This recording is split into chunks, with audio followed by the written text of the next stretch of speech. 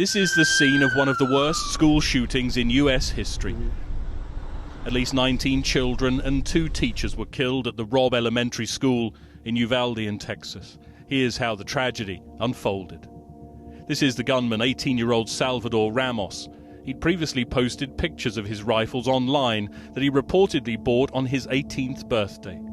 His first victim, his own grandmother, shot at her home on the morning of the shooting. She was airlifted to hospital. Ramos then crashed his car near the Robb Elementary School.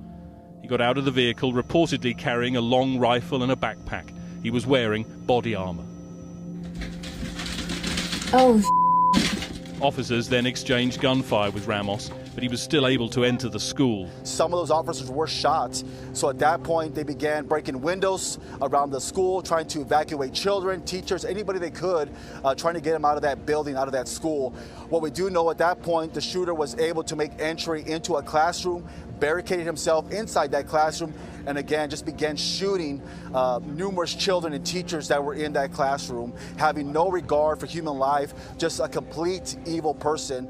He was eventually shot dead after officers forced their way into the room. These are just some of the victims, all of them killed in one classroom for 4th graders, just 9 or 10 years old.